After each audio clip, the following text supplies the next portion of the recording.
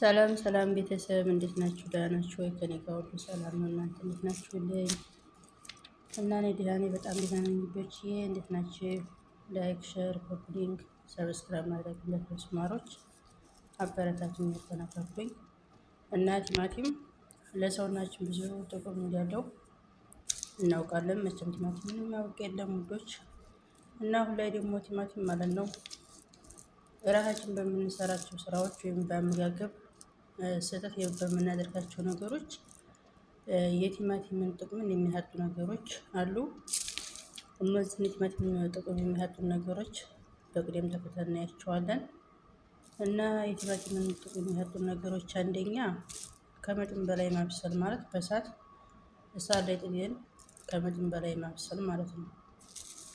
ሁለተኛ እንደገና በብዛት ያልበሰለ ወይም ጥሬ ቲማቲምን መጠቀም ማለት የዛፉ ላይ ከእንትኑ ላይ እያለ ከጥሬው መጠቀም ማለት ነው፣ በጣም ሳይቀላ እና ያልበሰለ ቲማቲም ደግሞ በሽታ ያስከትላል። ያስከትላል ሶላሪየም የተባለ በሽታ ያስከትላል ማለት ነው። በጣም ያልበሰለ በትክክል ያልበሰለ ቲማቲም ማለት ነው። ሶስተኛ እንደገና የቲማቲምን ልጣጭ አለመጠቀም። የቲማቲም ልጣጭ በጣም ጠቃሚ ነው። የቲማቲም ልጣጭ በጣም ይጠቅማል። እሱን ቲማቲምን ልጦ ልጣጩን መጣል። አንዳንድ ሰዎች አሁን ሲሰሩ ምን ያደርጋሉ? ቲማቲምን በውሃ ያፈሉና በውሃ ከፈሉ በኋላ ማለት ነው ቲማቲሙን ልጣጩን ከላጡ በኋላ ይጥሉታል። ይሄ አግባብ አይደለም። የቲማቲሙን ልጣጭ በጣም ያስፈልጋል እላችኋለሁ ውዶቼ። እንደገና አራተኛ ደግሞ ከመጠን በላይ ጨው መጨመር።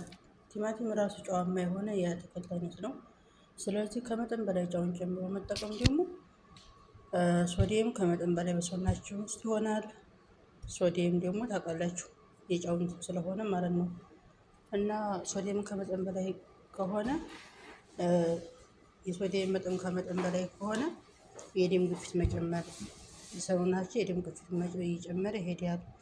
እና እነዚህ ነገሮች ቲማቲምን ከምንጠቀምባቸው ሰዎች የቲማቲምን ጥቅሙን የሚያጡ ነገሮች ናቸው ውዶቼ። እንደዚህ ባለ መጠን መጠቀም እንችላለን።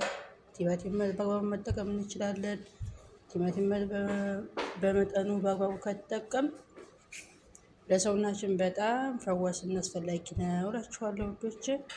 እና በሌላም ቪዲዮ እስከምንገናኝ የዛሬው ቪዲዮ ይህን ይመስላል ውዶቼ። በሌላም ቪዲዮ እስከምንገናኝ ደህና ሁኑ። አበረታቱ።